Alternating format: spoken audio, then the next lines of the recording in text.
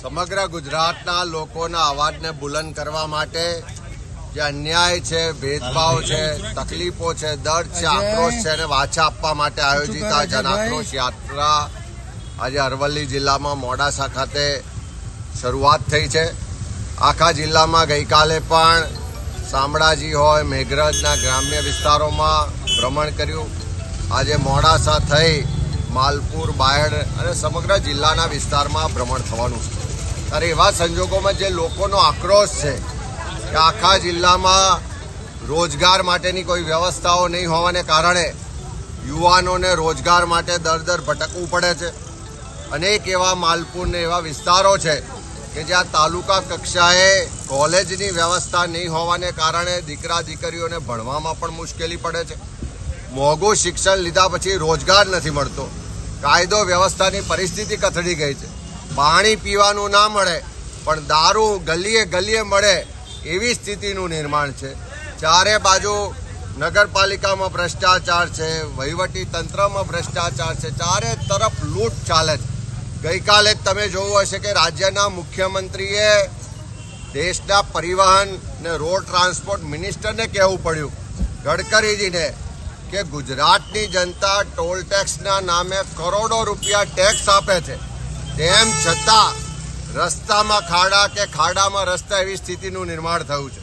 ત્યારે કાયદો વ્યવસ્થાની પરિસ્થિતિ કથળી છે, ખેડૂતો દેવાદાર થયા છે, ખેડૂતો આર્થિક રીતે તકલીફમાં હોવાને કારણે સરકાર પાસે જે પેકેજના નામે પડીકું જાહેર થયું એની સામે આક્રોશ વ્યક્ત કરે છે। રોજગારની તક નથી, શિક્ષણની વ્યવસ્થાઓ નથી, ચારે તરફ ભ્રષ્ટાચાર છે। આ બધા જ મુદ્દાઓને લઈ અને લોકો આ યાત્રામાં પોતાના મુદ્દા રજૂ કરી રહ્યા છે। ગઈકાલે જોયું હશે કે એક શાળાના બાળકોએ કીધું કે આખા અઠવાડિયા દરમિયાન જે મધ્યાહન ભોજનમાં ભોજન મળે છે એમાં એક પણ દિવસ એને શાકભાજી આપવામાં નથી આવતી।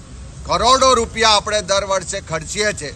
કરોડો રૂપિયાનું બજેટ ખર્ચ્યા પછી ક્યાંક ને ક્યાંક આ સત્તામાં બેઠેલા લોકોના ભ્રષ્ટાચારને કારણે એ બાળકોના પેટમાં શાકભાજી નથી પહોંચતી, એક રોટી પણ આખા અઠવાડિયામાં એમને નસીબ નથી થતી। અને એટલા જ માટે આજે ગુજરાતનું આપણા સૌના માટે એક સૌથી શરમજનક બાબત છે કે ગુજરાતમાં 50% જેટલા બાળકો કુપોષિત જોવા મળે છે। ત્યારે 30 વર્ષના શાસન પછી પણ જો સરકાર બાળકોને મધ્યાહન ભોજનમાં પૂરતું સારું ભોજન ના આપી શકતી હોય તો આનાથી ફેલ સરકાર બીજી કહેવાય નહીં।